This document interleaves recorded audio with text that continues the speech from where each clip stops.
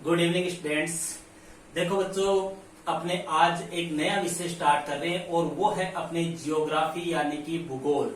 देखो, जियोग्राफी का आपका जो सिलेबस है वो मैं आपको पहले ही बता चुका हूं। हालांकि इसको अपने स्टार्ट तो काफी पहले कर देना चाहिए, लेकिन कुछ समय का अभाव होने के कारण इसे अपने प्रारंभ नहीं कर सके। आज अपने जियोग्राफी का क्या कर रहे हैं, श्री गणेश कर रहे हैं। मतलब आज अपने आपकी जो जियोग्राफी की दो बुक है भैया, दोनों बुक में कितने चैप्टर है, कौन सा चैप्टर कितने अंक का है, ये सारी बातें मैं आपको फर्स्ट वीडियो में बता चुका हूं। इससे पहले एक वीडियो बनाया हुआ है अपने जियोग्राफी के सिलेबस पर, उसमें ये चर्चा कर चुके हैं। आज अपने फर्स्ट बुक स्टार्ट कर रहे हैं, मानव भूगोल के मूल सिद्धांत। और इसमें अपना जो फर्स्ट चैप्टर आता है वो है मानव भूगोल, प्रकृति और विषय क्षेत्र। इसके बारे में अपने चर्चा करेंगे। अब देखो भैया, सबसे पहले अपने बात करते हैं कि ये भूगोल है क्या, किस प्रकार से इसकी उत्पत्ति हुई है, जनक कौन था, भूगोल कहते किसको है, इसके ऊपर अपने चर्चा करते हैं। देखो भैया, भूगोल जो है वो अंग्रेजी भाषा के कौन से शब्द से बना है, जियोग्राफिक से बना है। मतलब भूगोल का जो अंग्रेजी रूपांतरण है वो क्या है, जियोग्राफी है। और यह जियोग्राफी जो है वो ग्रीक भाषा के दो शब्दों से मिलकर बना है, जियो प्लस ग्राफोस। इन दो शब्दों से मिलकर क्या बना है भैया, जियोग्राफी बना है। यहां तक क्लियर है। इसमें भैया जियो का अर्थ हो गया पृथ्वी और ग्राफोस का अर्थ हो गया उल्लेख करना या वर्णन करना या अध्ययन करना। तो इस आधार पे अपने कह सकते हैं कि पृथ्वी का वर्णन करना वह क्या है, भूगोल है। या अपने कहे कि पृथ्वी पर पाए जाने वाले सभी तत्वों का या पदार्थों का अध्ययन करना, उनकी जानकारी जुटाना तथा उनका वर्णन करना ही क्या है, भूगोल है। कहने का मतलब हो गया कि भैया पृथ्वी के ऊपर जो कुछ भी है उसके बारे में लिखना, उनका वर्णन करना, उसे ही अपने क्या कहेंगे, भूगोल कहेंगे। अब देखो भैया, अगला क्वेश्चन आता है अपने भूगोल का जनक कौन है। जिस प्रकार से अपने पॉलिटिकल पढ़ते हैं, राजनीति पढ़ते हैं, उन सभी में उनका जनक होता है, उनके फादर होते हैं, उसी प्रकार से अपने जियोग्राफी का भी क्या है, जनक है। जैसे अपने इतिहास की बात कर ले, इतिहास का जनक जो है वो कौन है, हेरोडोटस है, जिसने हिस्टोरिका नामक पुस्तक लिखी थी। पॉलिटिकल साइंस का जनक कौन है, अरस्तु है, जिसने पॉलिटिक्स नामक पुस्तक लिखी थी। अपने अर्थशास्त्र है, अर्थशास्त्र की बात करें तो अर्थशास्त्र का जनक कौन हो गया, एडम स्मिथ हो गया। अपने संस्कृत की बात करें तो महान व्याकरणाचार्य पाणिनि संस्कृत के जनक है। उसी प्रकार से भैया अपने जो भूगोल है, इस भूगोल के जनक कौन है, इरेटोस्थनीज है। ये इरेटोस्थनीज भैया अपने कहाँ के थे, यूनान के थे। ये एक महान भूगोलविद्य, महान खगोलविद्य, महान गणितज्ञ थे, एक संगीतज्ञ थे। इन्होंने ही भैया सबसे पहले कौन से शब्द का प्रयोग किया था, भूगोल शब्द का प्रयोग किया था। और भूगोल के लिए इन्होंने कौन सा शब्द काम में लिया, जियोग्राफी का शब्द काम में लिया। इनकी पुस्तक है, उसका नाम भी क्या है भैया, जियोग्राफी का ही है। इन्हें अपने फादर ऑफ जियोग्राफी कहा जाता है। यहां तक अपने मेरे ख्याल से कोई दिक्कत नहीं होनी चाहिए। अब बात करते हैं कि भूगोल का मुख्य सरोकार क्या है, मतलब भूगोल क्यों पढ़ते हैं, इसका मुख्य उद्देश्य क्या है। तो भैया सिंपल सा है, आपको सबको पता है, 11वीं में आप पढ़ चुके हो कि भूगोल का मुख्य सरोकार क्या है, पृथ्वी को मानव का घर समझकर उसका क्या करना, अध्ययन करना। मतलब पृथ्वी का अध्ययन करना, पृथ्वी का वर्णन करना। या अपने दूसरे शब्दों में कहे कि पृथ्वी पर पाए जाने वाले सभी पदार्थों का या तत्वों का अध्ययन करना या अपने उनकी जानकारी जुटाना, वही क्या है, अपने भूगोल है। यहां तक अपने कोई दिक्कत नहीं है। मतलब एक प्रकार से प्रकृति और मानव के अध्ययन के ऊपर इसमें क्या किया जाता है, बल दिया जाता है। किसमें, भूगोल में प्रकृति और मानव के अध्ययन पर बल दिया जाता है। इसमें उन सभी तत्वों के अध्ययन पर बल दिया जाता है जिन्होंने अपने एक प्रकार से मानव को क्या किया है, पाला है। क्लियर है यहाँ तक। अब बात करते हैं भैया पृथ्वी के प्रमुख घटक।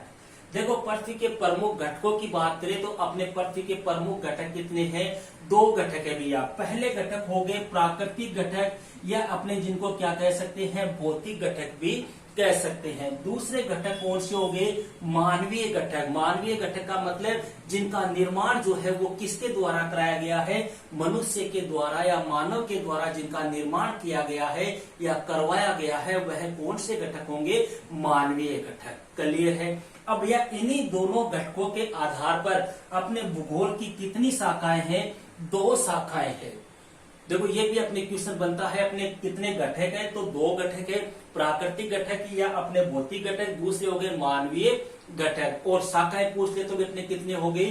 2 शाखाएं हो गई भैया। देखो पहली शाखा कौन सी हो गई? भौतिक भूगोल। भौतिक भूगोल किसे कहेंगे भैया? ऐसा विषय या ऐसी भूगोल जिसमें अपने किसका अध्ययन किया जाता है? भौतिक घटकों का अध्ययन किया जाता है, जिसमें मतलब अपने पृथ्वी के जो भौतिक घटक है, जैसे मान लो भूमि है, मृदा है, अपने जलवायु है, वनस्पति है, प्राणी जगत है, ये सभी क्या है? भौतिक घटक ही है। तो इनका जिस विषय में अध्ययन किया जाता है वो क्या हो गया भैया? उसको अपने उस शाखा को क्या नाम देंगे? भौतिक भूगोल। और दूसरी शाखा कौन सी हो गई? अपने मानव भूगोल। दूसरी शाखा कौन सी हो गई? मानव भूगोल। मानव भूगोल कौन सी होगी?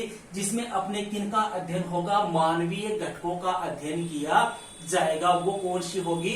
मानव भूगोल। तो 2 शाखाएं हैं, अपने भौतिक भूगोल और मानव भूगोल। अब मानवीय घटक कौन कौन से हो गए भैया? मानवीय घटकों में देखो आपके बंदरगाह है, नहरें है, घर है, रेलवे है, खेत है, अपने मान लो कोई मकान है, कोई भवन है, कुछ भी मान लो आप, जिनका निर्माण मतलब मनुष्य के द्वारा करवाया गया है, वो क्या होंगे? मानवीय भूगोल या मानव भूगोल। तो इसकी परिभाषा अपने क्या दे सकते हैं भैया? मानव भूगोल की परिभाषा हो गई कि भौतिक पर्यावरण का मानवीय जगत से क्या करना? अध्ययन करना। ये भौतिक पर्यावरण का किसके साथ में? मानवीय घटकों के साथ में क्या करना? अध्ययन करना। वही क्या है? मानव भूगोल है। या दूसरे शब्दों में अपने कह सकते हैं कि भैया मानव की उत्पत्ति से लेकर वर्तमान समय तक उसके पर्यावरण के साथ में जो संबंध रहे हैं, उन संबंधों का ही क्या करना? अध्ययन करना। वही क्या है? आपके मानव भूगोल है। और मानव भूगोल का जो जनक है वो रेडचेल को माना जाता है। यहां तक अपने मेरे ख्याल से आपको कोई दिक्कत नहीं होनी चाहिए। एक बात और बता दो भैया, इस जियोग्राफी के आपको नोट्स नहीं लिखा होगा, क्योंकि जितना भी मैं पढ़ा रहा हूँ वो सब एक प्रकार से नोट्स के अकॉर्डिंग पढ़ा रहा हूँ। आप जिस प्रकार से पढ़ा रहा हूँ उस प्रकार से नोट्स तैयार करते रहो, आपकी किसी प्रकार की कोई समस्या नहीं आएगी। यहां तक अपने क्लियर है। अब बात करते हैं भैया मानव भूगोल की प्रकृति। अब अपने चैप्टर की चर्चा करते हैं। देखो सबसे पहले मानव भूगोल की प्रकृति। देखो यहाँ पे भैया कई बार क्या होता है, सिंपल सा क्वेश्चन पूछ लेते हैं, छोटा क्वेश्चन आ जाता है 1 नंबर का, कि मानव भूगोल की प्रकृति कैसी होती है। तो मानव भूगोल की जो प्रकृति होती है भैया वो कैसी होती है? हमेशा ध्यान रखना, परिवर्तनशील होती है। कई बार सिंपल सा क्वेश्चन पूछ लेते हैं कि मानव भूगोल की प्रकृति कैसी हो गई? परिवर्तनशील हो गई। क्यों? क्योंकि इसमें क्या होता है? लगातार परिवर्तन होते रहते हैं। देखो भैया सीधी सी बात है, मानव भूगोल में मानव के किसका अध्ययन होता है? कार्यों का अध्ययन होता है। और मानव के कार्य जो है वो किससे संबंधित होंगे? वातावरण से संबंधित होंगे। मानव भूगोल में क्या होगा? मानव के द्वारा जो क्रियाकलाप किए जाएंगे, जो कार्य किए जाएंगे, मानव क्या कर रहे हैं, उन्हीं का तो अध्ययन होता है। और मानव के कार्य जो होते हैं वो किससे संबंधित होते हैं? किस में रहकर करता है? वातावरण से संबंधित होते हैं। और वातावरण हमेशा कैसा होता है? परिवर्तनशील होता है। वातावरण में क्या होता रहता है? परिवर्तन होता है। जैसे जैसे वातावरण में परिवर्तन होता है तो मानव की क्रियाओं में भी क्या होगा? परिवर्तन होगा। इस कारण मानव भूगोल कैसा हुआ? परिवर्तनशील हुआ। समझ गए? तो सिंपल सा क्वेश्चन आपको पूछ ले कि मानव भूगोल की प्रकृति कैसी है, तो परिवर्तनशील है। क्योंकि मानव भूगोल में मानव के कार्यों का अध्ययन होता है। और मानव के कार्य कहाँ होते हैं? वातावरण में होते हैं या वातावरण से संबंधित होते हैं। और वातावरण में हमेशा क्या होता रहता है? परिवर्तन होता है। कभी धूप हो गई, कभी सर्दी हो गई, कभी अपने ठंड हो गई, कभी गर्मी हो गई। ये क्या है? वातावरण तो है। तो जैसे जैसे वातावरण में परिवर्तन होता है तो भैया मानव की क्रियाओं में भी क्या होगा? परिवर्तन होगा। तो इस आधार पर अपने कह सकते हैं कि मानव भूगोल की प्रकृति कैसी हो गई? परिवर्तनशील हो गई। अब बात करते हैं भैया मानव का प्राकृतिकरण और प्रकृति का मानवीयकरण। देखो भैया इसमें अपने 3 विचारधाराएं हैं। तीनों विचारधाराएं कौन कौन सी है? पहली विचारधारा है पर्यावरणीय निश्चयवाद, दूसरी विचारधारा है भैया संभववाद, तीसरी विचारधारा है नव निश्चयवाद या रुको और जाओ निश्चयवाद या मध्यम मार्ग। आपको इन तीनों की मेन बातें ध्यान रखनी है। देखो किताब से अगर आप पढ़ोगे तो थोड़ा सा कंफ्यूज सा हो जाओगे। मेन मतलब समझने की कोशिश करो आखिर ये विचारधारा क्या कह रही है, इनका मीनिंग क्या है, इनका अर्थ क्या है। देखो सबसे पहले तो अपने बात कर दी है पर्यावरणीय निश्चयवाद। पर्यावरणीय निश्चयवाद की जो विचारधारा है भैया, इसका प्रतिपादक कौन था? अपने रेटजेल था। देखो पर्यावरण निश्चयवाद क्या है, इसमें क्या होता है, प्रकृति सर्वोपरि होती है। किसमें? पर्यावरण निश्चयवाद में प्रकृति सर्वोपरि होगी और मानव कैसा होगा? प्रभावहीन होगा। मतलब प्रकृति जैसा चाहेगी वैसा ही होगा, इसमें मानव कैसा होगा? प्रभावहीन होगा। देखो भैया प्रारंभ में क्या था? मानव आदि अवस्था में था। प्रारंभ के मानव कैसे थे? आदिम अवस्था में थे, तथा प्रकृति के अनुसार वो क्या करते थे? स्वयं को ढाल लेते थे, प्रकृति से डरते थे, उसकी पूजा करते थे, उसकी प्रचंडता से घबरा जाते थे। जैसे मान लो बिजली कड़की, बिजली कड़कने से वो डर के मारे छिप जाते थे, या बिजली के डर से वो कहीं लुक जाते थे, अपनी भाषा में कहे। क्योंकि मानव का विकास जो है भैया बहुत कम हुआ था उस समय मानव का विकास नहीं हुआ था, वह आदिम अवस्था में था, उसको बिल्कुल भी नॉलेज नहीं था। तो यहाँ मानव कैसा हो गया? प्रभावहीन हुआ या नहीं हुआ? वह प्रकृति से क्या कर रहा है? डर रहा है। तो यहाँ पे सर्वोपरि कौन हो गई? प्रकृति। और मानव कैसा हो गया? प्रभावहीन। तो यह सिद्धांत क्या कहलाता है? पर्यावरण निश्चयवाद। क्लियर है? दूसरा आता है भैया संभववाद का सिद्धांत। इसका उल्टा कर दो बिल्कुल। वह क्या हो गया? संभववाद। मतलब इसमें सर्वोपरि कौन हो जाएगा? मानव हो जाएगा, और प्रकृति क्या हो जाएगी? प्रभावहीन हो जाएगी। इस सिद्धांत का जो प्रतिपादक था भैया, उसका नाम है Paul Vidal de Blache. Paul Vidal de la Blache, ये कौन थे भैया? इसके प्रतिपादक थे। सीधी से ध्यान रखना, इसमें प्रकृति सर्वोपरि है, इसमें कौन सर्वोपरि है? मानव सर्वोपरि है। मानव सर्वोपरि इसलिए भैया क्योंकि अब मानव को क्या हो गया? थोड़ा बहुत उसको प्रौद्योगिकी का नॉलेज हो गया। जो प्रकृति में जो संसाधन है, उन संसाधनों का वह इस्तेमाल करने लग गया। समय के साथ साथ में क्या हुआ? मनुष्य का विकास हुआ। समय के साथ साथ में मनुष्य में परिवर्तन हुआ। वह मनुष्य जो प्रकृति से पहले डरता था, अब वह प्रकृति से नहीं डर रहा है। अब वह क्या कर रहा है? मनुष्य खुद को प्रकृति के अनुसार क्या करने लग गया है? ढालने लग गया है। जैसे मान लो अपनी गर्मी पड़ रही है, भयंकर गर्मी हो गई तो अपने क्या कर लिया? कूलर चला लिया। तो अपने क्या कर रहे हैं? प्रौद्योगिकी का विकास हुआ, अपने जो संसाधन है उनका क्या कर रहे हैं? इस्तेमाल कर रहे हैं। तो अपने गर्मी लग रही है, गर्मी के समय आपने कूलर चला लिया, आपको धूप लग रही है, आप ठंड में चले गए। तो अब इससे क्या हुई? प्रकृति तो कैसी हो गई? प्रभावहीन हो गई, और मानव क्या हो गया? सर्वोपरि हो गया। तो इसी अवस्था को क्या नाम दिया गया है? संभववाद की अवस्था। और इसका प्रतिपादक कौन है? D la BLAS. क्लियर है? तीसरी अवस्था आती है भैया इन दोनों के बीच की अवस्था, जिनके पर्यावरणीय निश्चयवाद और संभववाद, इन दोनों के बीच की अवस्था है, उसका नाम है नव निश्चयवाद या मध्यम मार्ग। मध्यम मार्ग इसलिए कहते हैं क्योंकि इसमें क्या है? इसमें ना तो प्रकृति सर्वोपरि है और ना ही मानव सर्वोपरि है। यह दोनों के बीच की अवस्था है। इसी को अपने रुको और जाओ निश्चयवाद के नाम से भी जाना जाता है। देखो इसमें क्या होता है? मानव और प्रकृति दोनों एक दूसरे से क्या होते हैं? संबंधित होते हैं। दोनों एक दूसरे से क्या होते हैं? अंतर संबंधित होते हैं। यह अपने उपरोक्त दोनों विचारधाराओं के बीच का मार्ग है। देखो इसमें कहा गया है कि मानव को केवल प्राकृतिक नियमों का पालन करके प्रकृति पर क्या करनी चाहिए? विजय प्राप्त करनी चाहिए। मतलब जो प्राकृतिक नियम है, उन प्राकृतिक नियमों का भी अपने को फॉलो करना चाहिए।